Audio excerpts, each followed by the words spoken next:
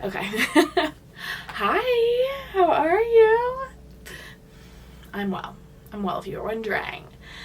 My hair is very frizzy. My name is Michelle, and today we are going to actually be making a video that I've been desperate to make since before I started this channel.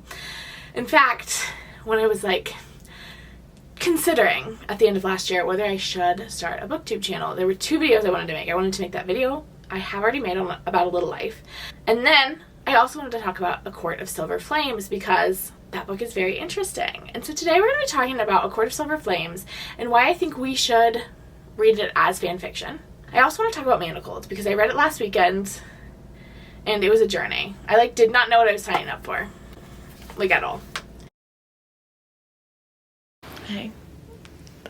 I'm a little red and probably sound a little congested because I've been just crying for the last 30 minutes. One, this is longer than I thought it was going to be, and two, emotional. Okay, so first of all, I do want to kind of before we get into it, do a couple disclaimers just to answer any questions you might have already coming up.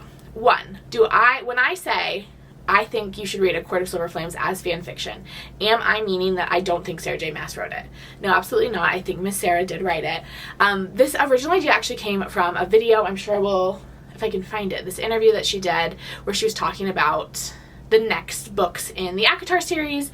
I think it was 2 years ago, maybe a year and a half ago, I was starting to work on ACOWAR, and it hit me that oh shit, this is the last book with these characters, and I'm not ready to say goodbye. And I started thinking about the stories that would happen after ACOWAR ended, just basically doing fanfic in my own head. Okay, that's where the kind of initial idea came from, but we will expand upon that. Two, I'm going to be talking about Harry Potter quite a bit because I don't think you can accurately discuss fan fiction, especially currently, without talking about Harry Potter for a multitude of reasons. And of course, now when we talk about Harry Potter, we do kind of need to have a quick conversation about J.K. Rowling and chat about the fact that she has used her large platform for not great things, and has chosen to share beliefs that are very damaging to the trans community, and we're not for that. But I don't think we can just ignore her, because I think J.K. Rowling, Harry Potter, kind of that whole mess is crucial in kind of talking about fan fiction and how we understand authors and relationships to their work, and then how we understand kind of subsidiary works and the fandom that comes out of that. So to be aware of that. Also, I am going to briefly be talking about Manacled. I won't go into depth, but Manacled by Senlinyu is a Harry Potter fanfiction, and it deals with very, very, very heavy topics. I will discuss a little bit more what that means later, but do be aware of that if you are going to seek that out later. So, like I mentioned, I've been wanting to do this video for a while because after I finished A Court of Silver Flames, one, I had thoughts about it being a fanfiction. Two, I have a lot of thoughts on the stairs. A lot of thoughts on House of Wind. And we will get to those as well. So the first thing I want to talk about is where we draw the line between fanfiction and not fanfiction. Because at first glance, it seems very intuitive, but I think as soon as we start digging into it, the line becomes very, very blurry.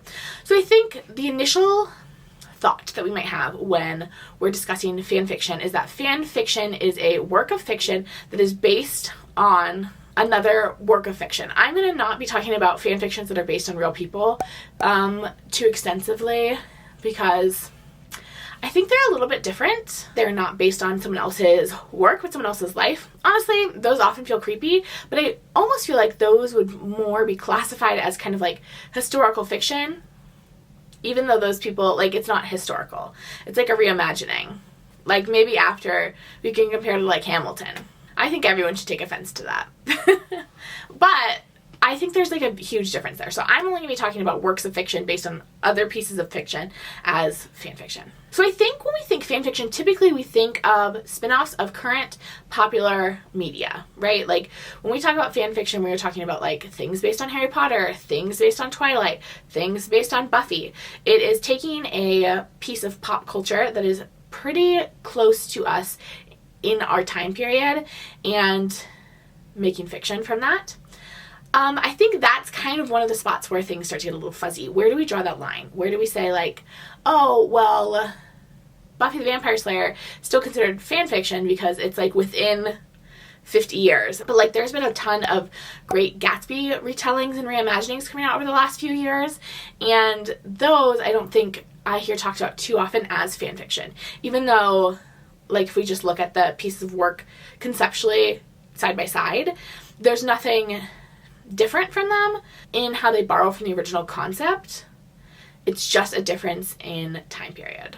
Then I start to have questions about adaptations of material. So the first thing that came to mind for me was the Vampire Diaries. So if you didn't know, Vampire Diaries, the television show, is based on a book series, The Vampire Diaries. A similar thing happened with Gossip Girl.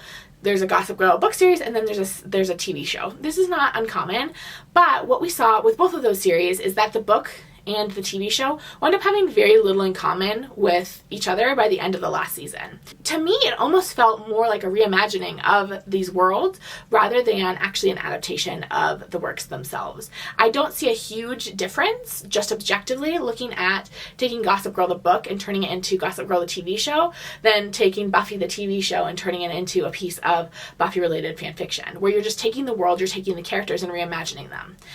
Isn't that what we were doing with those television adaptations? I think perhaps we see kind of a distinction here as in like the author's permission, the author's involvement, which is debatable. Like I did not do a ton of research on how involved the authors of the original source material were involved in the television show, but like often it's not very much. And I also don't think it matters.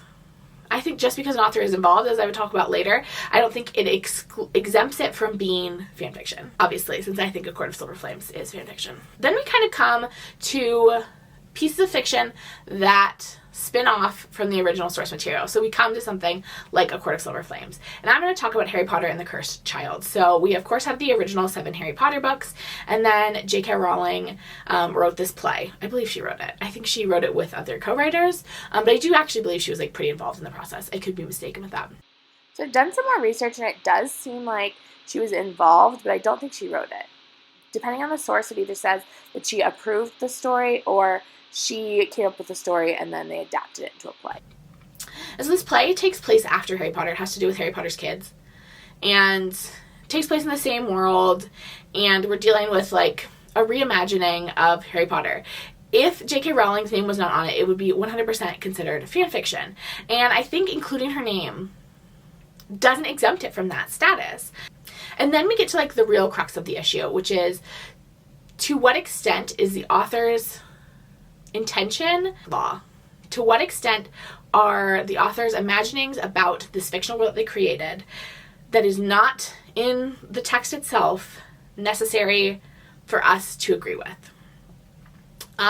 John Green actually talks a lot about this and about how he thinks that the author's role like really stops at the last page of the book. Like, he's not in charge of what you think happens afterwards. That's one of the major themes in A Fault in Our Stars, is his kind of exploration of authorial intent. And while I think authorial intent is important to consider, I definitely don't think it's the end-all be-all. And especially when we have these authors who are building worlds and worlds and worlds outside of the original canon of the series, I don't think you have to accept that as fact. I mean, it's all fiction. So I think perhaps in a lesser context, we can also talk about this in terms of like authors writing male POVs of their series. So one big example that we just had come out recently was Stephenie Meyer's Midnight Sun. It's to some extent fan fiction, right? She is writing a book that is not in the original canon. Like, if she wanted Edward's perspective to be considered crucial in the original Twilight, she could have included it, but she did not. I think when an author is constructing their book, they do make choices about what is included and what isn't included, and what is not included is just as important, if not in some cases more important, than what is included in the material. And I think when authors kind of write these extra pieces of media connecting into their series, we as readers have no obligation to consider it as, I mean, we as readers have like no obligation to consider it as anything. You could stop halfway through Twilight and just be like, I'm done. That's all I need to consider. Like, I feel like as readers, we owe the author very little. And I'm not even saying that authors shouldn't be writing these, like, extra pieces of media. I love Midnight Sun. Like, what a treat in a pandemic year. Mostly, this is not to say that these works should be devalued, but I think that we should be careful not to devalue works of fan-created media, because I think they serve a similar purpose as these authorial extensions of their fictional worlds. And then I think we have to talk about J.K. Rowling's Twitter. Not her recent tweets. We're not going to talk about those. But we are going to talk about her tweets in which she, like, explains things in the Harry Potter world. And she, like, adds things to the text that weren't incredibly evident or there at all. It's not my favorite. So I think one of the biggest examples of this was, I think before the 7th book came out, maybe after the 7th book came out, she did, like, tweet that Dumbledore was gay. Which, like, great, we love that for him. But it was strange because we had no textual evidence of this. Not that we necessarily needed it. I think it's, like, very possible that Harry Potter, as a child, was not, like, super aware of, like, what was going on in Dumbledore's personal life. And I think perhaps what Harry Potter caused culturally was something like what we see in television, where... And we see it sometimes it's not like she invented this. It's not like J.K. Rowling is the inventor of this, but I think we saw it really popularized with Harry Potter was this creation of world rather than the creation of story. And so when you get, like, a novel, a standalone novel or part of a series, you imagine as a reader that there is, like, a plan, there's an arc you were following, there's, like, a beginning, middle, and end, that you were following along in this character's journey. And I think with Harry Potter, publishers found that it was far more profitable to, instead of just thinking about stories, thinking about worlds. And they're not mutually exclusive. Like, Harry Potter is a story within a world, but fans and J.K. Rowling herself became at some point more invested in the creation of the world rather than the creation of the story. And I think that's where I see the author's role as kind of ending, is in the creation of the world. Like, J.K. Rowling created the world of Harry Potter. Sarah J. Maas created the world of A Court of Thorns and Roses.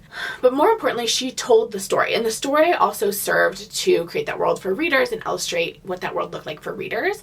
But her authority as an author ended when her story ended. So any aspect of the world that she did not intentionally create throughout that story, I don't think her authority holds more weight moving forward. We kind of got off on a side tangent there. As we talk about fan fiction, I think it's very interesting to talk. We talked a little bit about that time period element, and I think it becomes more popular the further you go back.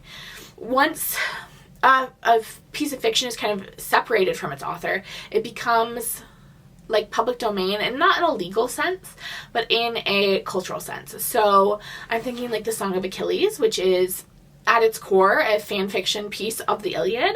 But the Iliad is, I think, culturally very divorced from Homer, especially like, I'm trying to remember back to like sophomore year when we read Odyssey, which was like a long time ago, half my life ago.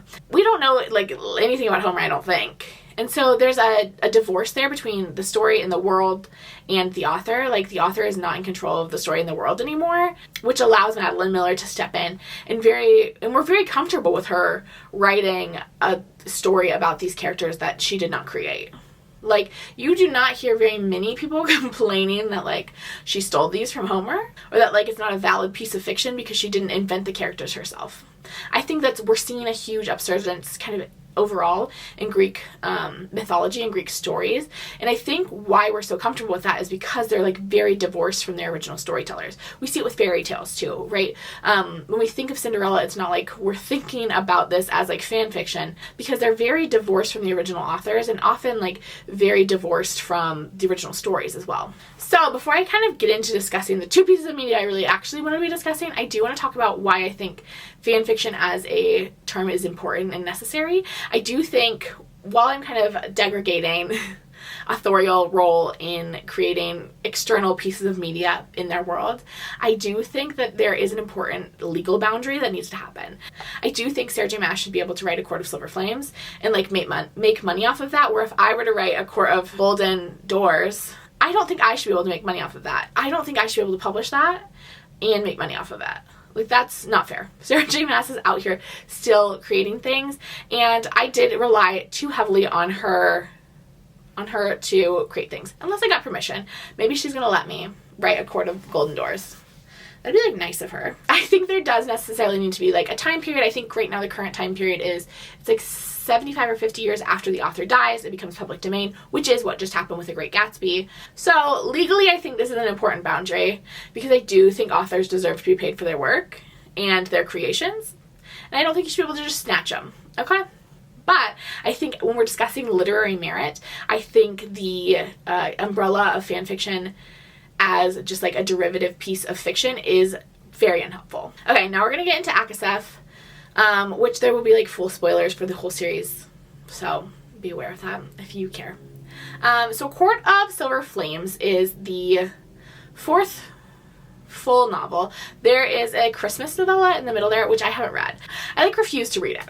Why, you might ask? I love the series. I've read the first 3 twice through, and I've only read A Court of Silver Flames once, but I loved it. I really enjoyed it. I love Sarah J. Maas. I think the world she creates are awesome. I like refuse to read this Christmas novella. I just have like a strong distaste for it. For what reason? I wish I could tell you. At some point I might read it, but I haven't read it. I kind of know what happens in it because it is referenced in A Court of Silver Flames. But yeah, do be aware of that. So A Court of Silver Flames is the 4th full-length novel. Her A Court of Thorns and Roses was originally set up to be a trilogy, and you can tell. The trilogy wraps up stunningly at the end of ACOWAR. It ends with like Reese and Feyre on the balcony being like, what a lovely life we have together.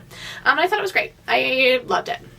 Also love Silver Flames, but like you could tell that trilogy was supposed to be a trilogy. They've destroyed the evil. They've dealt with all the bad stuff they needed to deal with. She's come into her powers. Like, we have the full arc for our main characters. Some of our side characters have, you know, loose ends going on, and I would be interested to know how many of those were kind of brought in ACOWAR after the fact, because Sarah knew that at that point, by the time it was like published, that she was going to be writing A Court of Silver Flames and like follow-up books. I would be fascinated to know. I don't know. Sarah never told me. I don't know her personally, so. It is, I believe, I'm like pretty sure, it's the longest of the ACOTAR books by like quite a bit, and it's also in a slightly different genre. I think right there we kind of see the first glimpses on why this should be considered a like secondary piece of media that exists in this world and not part of the original series.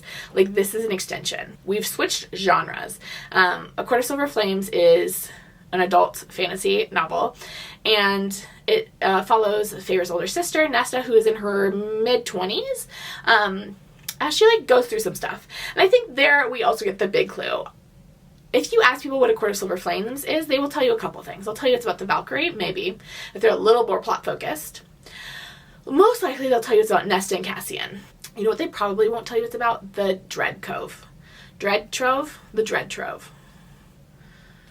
I don't know if I'm saying that right. But the Dread Trove is these 3 items that Nesta winds up having to get over the course of the book, and she like has to use her magic powers and blah, blah, blah, blah. Oh, also they might talk about Feyre gets pregnant, which like is a whole can of worms that I would love to get into because it makes me angry. The plot really like winds. Like, we are not given a concise, like, snappy plot. We get through a lot of like mini plots, but like mostly this is about Cassian and Nesta just like learning to love each other. And that feels like a less plotty book. I find in my like brief foray into fanfiction. I also should mention that I'm not like a huge fanfiction reader. Manacled, which I will talk about momentarily, is kind of the first fanfiction I've read in years.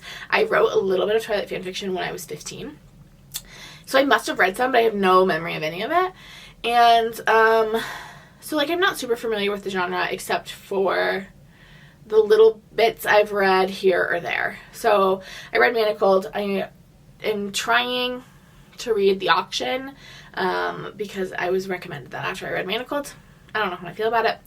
And I've heard things, so maybe I'm not the best source. But for me, what I typically find happens with fanfiction is it's much more interested in character relationships than like a very clearly defined plot. It almost feels literary in that way when we think of like literary fiction. It tends to be more character motivated than plot motivated. But I think, you know, you should be hesitant of like thinking of it as like a Sally Rooney novel. I think this plot is like very slow and me wandering and meandering through the story, and we also just like don't, the stakes for what is happening are like super clear. It's like loosely connected to what happened in the last books, but like not really. Also, the whole thing is resolved by the end of the book. It's like very self-contained, like all the issues that come up. And I think that is because it is fan fiction. It's like a little treat. When I talked about it, I was like, okay, Sarah gave us a 3-course meal with like the first 3 books. And then now she's just giving us little treats, and I love them. But I think we need to grade them on a different rubric than we do the 3-course meal. I think it also led to some of our favorite plot holes we'd love to discuss. When you're writing fan fiction, you are given a world that was not built for the story you are trying to tell. When Sarah J. Maas was designing the Court of Thorns and Roses universe, the rules and things that were put into place were designed to help her tell her story. It's manufactured to tell the best story she can. Now she's stuck with this world and she's trying to tell a new story. It creates a lot of difficulties. And I think we see that. The one I see on TikTok most often is they're like, Cassian literally had all of his, like, was disemboweled. And we were able to fix that, but Feyre needs a C-section, and they're like, nothing we can do. Nothing we can do. It feels a little inconsistent. Similar thing with the stairs. Like, House of Wind, we know, is like very high up in a hill and has like big stairs. And they're like, why did Nesta have such trouble like going down the stairs? She had to go back up. And people are like, you know, your knees, which, like, yeah, going down 10,000 steps is going to hurt your knees. But I do still think that going up is going to be the larger problem. Now I'm going to take a brief intermission, talk about the stairs. This is a PowerPoint I put together right after I read A Court of Silver Flames, because I had a hard time grappling with how damn tall House of Wind would have needed to be in order to make those stairs make sense. Well, hello there. Welcome to this intermission in which I'm going to talk about the stairs at the House of Wind. With the PowerPoint I made immediately after finishing this book, because, wow, 10,000 stairs seems like a lot of stairs. So let's talk about some tall things. So the Eiffel Tower, tall. We can all agree on that. There are 647 steps to get to the second floor of the Eiffel Tower. Not all the way to the top, just the second floor. So like the second floor is like in the middle. The like middle level, it like goes like whoop, and then there's like a floor, and then it goes like boop, boop, boop, boop. On average, it takes about 30 minutes to climb those stairs for like most people. And the very top of the Eiffel Tower is 1,667 steps, which would take about an hour and 15 minutes at that rate. The House of Wind is 10,000 steps. So if we were to continue on like a very typical stair climbing rate, it would take just under 7.5 hours to climb to House of Wind. But like Nesta is probably like booking it. We're climbing up at this point. Down, I'm sure she'd go faster. The longest staircase in the world is the Nicene Railway, which is 11,647 steps. So an Eiffel Tower more than the House of Wind. Okay? So one Eiffel Tower more than the House of Wind. And the world record for climbing it, like the fastest person, they'd be running up these stairs, is just over an hour. Because they do allow people to run these stairs once a year. There's this big like stair climbing competition. We do know that. So like Nesty, my bestie, I'm assuming she could go down the stairs in just about an hour, and then she's gonna, does she go all the way back up them ever? I think someone picks her up in town. I think so this becomes an issue. But wait, Nesta yanked open the heavy wooden door and peered down the steep, narrow stairwell, spiral stairs, each a foot high. So this is where we get, like, the details. And this is where my brain said, wait a second, this seems ridiculous. The House of Wind must sit 10,000 feet above the town. The Nicene Railway, the longest staircase in the world, only gave it 5,400 feet of elevation. Total, over the whole time that you're climbing it. Also, the staircase is a spiral, so we're talking about a completely vertical climb. So we need a 2-mile high, almost, a little less than 2 mile. So let's look at some, like, steep places. So, mind you, we're thinking about, like, actual just, like, vertical ascent. Because, like, yes, there are lots of mountains and things taller than 10,000 feet. I live in Colorado. We have a bunch of 14ers, mountains that are over 14,000 feet high. But, for one, we are already at a mile high, like here in Denver, and you can't like immediately be in the mountains. Like you drive through like foothills and things before you get to the tall mountains, because that's how mountains work. It's like a gradual increase. But we know based on the book that there's no gradual increase between the House of Wind and the town. Anyway, so the first place I tried to compare it to was the Great Trango Towers, which are these vertical cliff faces here. Then we've got Mount Thor, which I believe is in Canada. Could be lying. I made this PowerPoint a long time ago. El Capitan, which is kind of the one that is something I'm most familiar with, mostly because it's on an Apple screensaver, which I believe this is the Apple screensaver, is 3,000 feet. So El Cap is, I believe, the thing that Alex Honnold free soloed in that movie Free Solo, and it took him like a couple hours to go climb all the way up the top. And so then the question becomes, would Nesta beat Alex Honnold in a fight? Obviously I think she would win. Also, I think she would fight him on sight. Like, clearly this man is like a little too full of himself, and I do think Nesta would see him and just immediately know to beat him up. Okay, so there's the Eiffel Tower next to El Cap. There's the Space Needle next to El Cap. Here's the Empire State Building next to El Cap. And then I think this is, I don't know what this last building is. Okay, but we're just showing this next to El Cap. And remember, El Cap is a third of the height of the House of Wind. So we need 3 El Capitans to make 1 House of Wind. So, right here we have the 3 stacked. So this is as high as Alex Honnold climbed. This is Nesta way up at the top. And then here is the bar. Here's Rita's that Nesta is trying to get to. Just to give you like a sense of scale. We also have all these Eiffel Towers stacked to the side here, so you can really truly get like a sense of what is happening. I just cannot even fathom that how tall the House of Wind is. And I don't think we like really truly like try to do that. That's the end of my PowerPoint. But like it is like an unhinged height. And I understand this is fiction. I do know that. But this is where I got hung up. People were like, how could Feyre not be able to get a C-section? It seems like they've advanced science far enough in Feylands. How, like, why is Rhysand acting weird? And I was like, none of those things matter. How effing tall is the House of Wind, and does Valeris get any sunlight during the day? I would doubt it. The sun it's like they get sunlight from like 3 p.m. till 6 p.m. Anyway, I guess that's one way to have like a secret city. Is to like really hide it behind some mountain ranges. So I'm glad I finally got my dream of sharing with you how effing tall House of Wind is, because it's kind of crazy. That's kind of my thoughts about Silver Flames, why I think it's fan fiction, why we should read it as fan fiction, and how that kind of changes your expectations. I think it changes your expectations, one, because you're less concerned with world building. Like, fan fiction is unconcerned with world building because they're taking a world that already exists.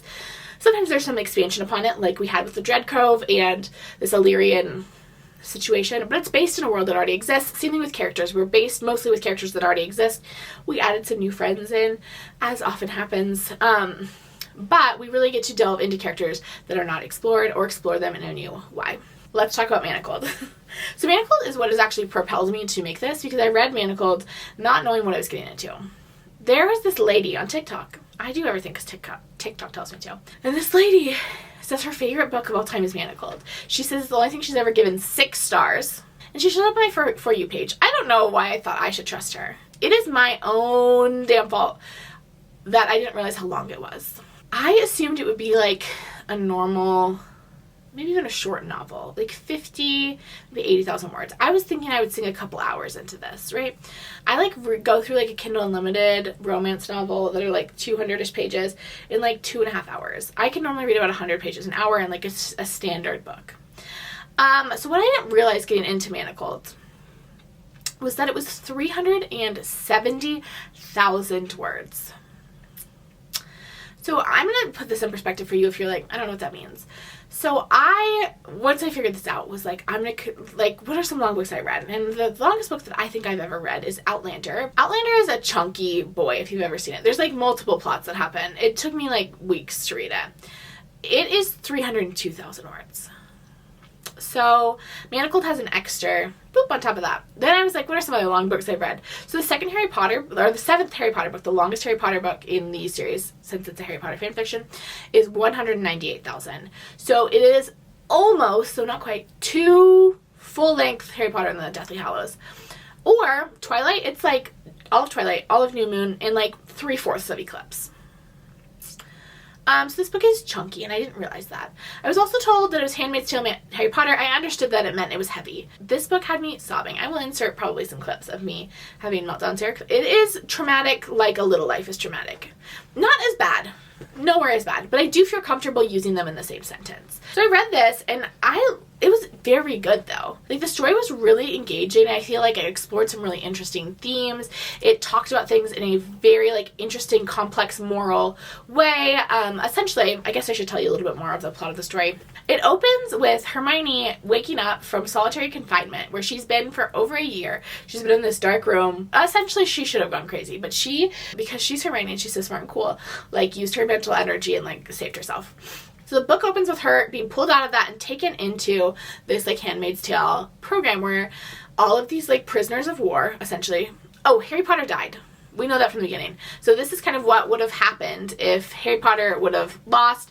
There's changes starting from the 6th book. So essentially Draco Malfoy kills Dumbledore early enough in the 6th book where Dumbledore's unable to kind of tell Harry about the Horcruxes, and so they don't know how many Horcruxes are out there. They've kind of figured out that Horcruxes are happening, but they don't know how many Horcruxes are out there. They're kind of a mess because things didn't line up like they did in the book. So Hermione is pulled into this, like, Handmaid's Tale program where these women are going to serve as, like, surrogates for these pure blood couples.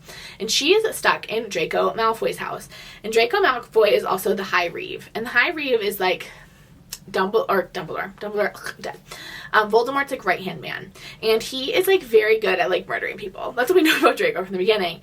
And he's, like, super evil and super the worst. And so she's stuck in his house. She suffered from, like, severe mental distress. She can't go outside anymore because she's been in this, like, dark room. Also, literally everyone she knows is dead. She's gone through, like, we see, like, later we go back in time, and so we see just, like, the trauma of war that she's endured over these years, watching people die in front of her, and now she is a slave in Malfoy's house. And she's a slave in Malfoy's house because they want to get her pregnant because she has locked away some memories that seem like they're important from the war, and Voldemort wants to get to those memories. And so having a, like, magical pregnancy can unlock those memories, but while she's pregnant, Voldemort won't be able to do, like, mind reading the legitimacy. Malfoy will have to do it. I explained this plot in the most convoluted way I can manage. Anyway, so she's in this, she's, like, having just, like, a truly horrific time. Malfoy is being so mean to her. And then, at some point, we do get a flash, like, the book is kind of told in 3 sections. We have, like, present day, flashback, present day, and those chunks are each like, long novel lengths. And so we get all of this happening in the beginning. Then we go back in time, several years, to kind of the last year, maybe year and a half, of the war. And so we see what she's trying to hide from Voldemort in her mind, what she's, like, locked away in her mind. And we also just see her kind of enduring the traumas of war. And then we get back to present day. She's unlocked all of her memories, and we're, like, dealing with the repercussions of them. Why am I not spoiling this one on Nice Spoiled Silver Flames? I don't know. Maybe you haven't heard of this one and you're gonna go read it. I sobbed through this book. It is emotionally draining. It, like I said, I put it in the same sentence as A Little Life because it, like, really deals with trauma on this personal level. But I do think the author, Senlinyu, wrote an incredibly compelling story that really explored this very toxic relationship, and also just the way trauma in war changes people in a stunning way. Like, I think it is a quality piece of fiction. It's crazy to me that she can't get paid for this. And I know I just talked about how, like, legally I don't think she should, which legally I don't think she should, but it is absurd to me. I also think that it is, like, something worth reading. So why am I'm just, like, rambling on now, me talking about Manacled, just because I, like, need to talk about it. Like, it blew my mind. And like I said, now I'm reading the auction because I need a little bit more Harry Potter fan fiction in my life, I think, because Manacled like ruined me. But the auction is not nearly as good. Manacled, I think, avoided the route that fanfiction has a tendency to go, which is like to the cheese. And it also did such a gorgeous job of creating like a plot, like an overarching plot, like we know where we're going. I think that's also where sometimes people go astray. It's really hard to do. Yeah, I think it's gorgeous. And also like broke my heart. Anyway, what is the moral of the story? Why am I rambling at you? I think when we think about fan fiction, we need to be careful to separate legal integrity versus artistic merit, because I think they're very, very separate. I think legally we cannot consider fan fiction the same thing as regular fiction, because I think it is fair that copyright owners hold their characters like they're in charge of them. They're theirs, they created them, they should get to keep them. But I also think that we shouldn't degrade the artistic merit of something just because it is a derivative of another piece of work, because at its core most things are derivative of other things. And so I think artistically it makes very little sense to separate those things, to say, okay, well, just because this is a derivative of a pop culture current piece of media, it is less artistically valuable than this that is a derivative of something older. I think both can spurn beautiful and important artistic works. I think we have to be careful not to fall victim into saying, okay, just because this is derivative, it can't be good. Because I think Manacled showed me that that's not true, because Manacled was good. I gave it like 4.5 stars. Also, I did put it in my Goodreads because it took me hours. It took me like 10 hours to read. Okay, we're coming to you from a weird spot because my camera battery died because I didn't charge it, which was a choice I made. We were almost to the end though. So, I just wanted to say bye, and I hope you liked this video. It was like a little bit ramblier than usual, but I just felt like I had a lot of thoughts after reading Manacled, and also after, you know, I'd like been desperate to make this video about how tall House of Wind was since I made this in May of 2001. So it's been almost a year that this PowerPoint has been waiting for me to share it with you all. So I'm glad I finally got to. Have a good one. Subscribe if you're looking for more like unhinged content, because here is where you can find it. That is what we're looking for here. So have a great day. See ya later.